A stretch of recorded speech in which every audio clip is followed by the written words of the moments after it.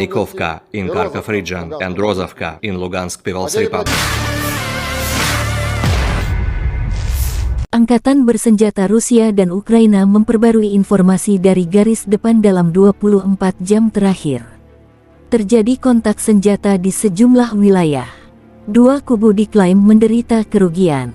Juru bicara Kemenhan Rusia Letnan Jenderal Igor Konasenkov pertanggal 11 Maret menyebut keberhasilan pasukan Federasi Rusia di sejumlah titik. Di arah Kupiansk, serangan yang diluncurkan penerbangan dan artileri kelompok pasukan Zapad mengakibatkan netralisasi unit angkatan bersenjata Ukraina AFU di dekat Gryanikovka, wilayah Kharkov dan Rozovka, Lugansk Republik.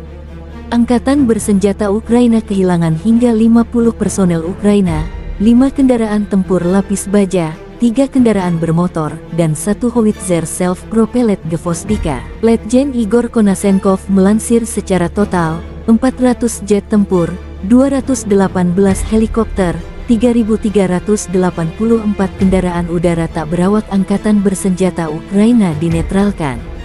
Termasuk 411 sistem rudal pertahanan udara, 8.264 tank dan kendaraan tempur lapis baja lainnya, 1.055 kendaraan tempur yang dilengkapi dengan MLRS, 4.321 senjata artileri lapangan dan mortir, serta 8.857 unit khusus kendaraan militer dihancurkan sejak awal operasi militer khusus.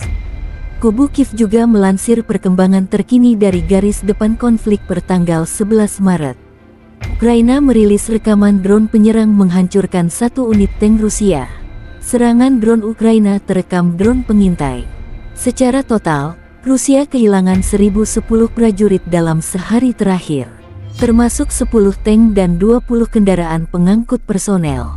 Secara total, Kremlin diklaim kehilangan hingga 150.000 prajurit sejak awal konflik. Dari Kiev, Presiden Ukraina Volodymyr Zelensky bertemu dengan Perdana Menteri Finlandia, Sanna Marin. Zelensky berterima kasih kepada Finlandia dan negara-negara Eropa yang aktif membantu Kiev mengalahkan Kremlin. Perang Rusia dan Ukraina memasuki hari 281 belum ada tanda perdamaian.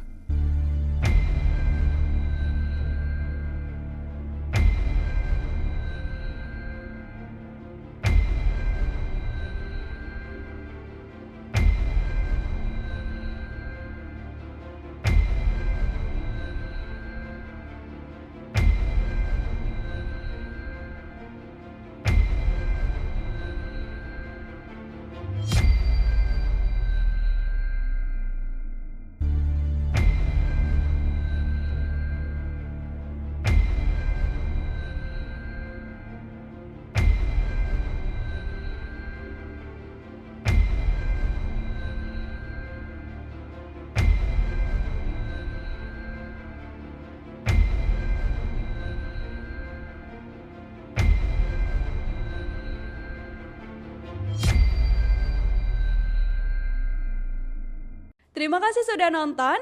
Jangan lupa like, subscribe, dan share ya.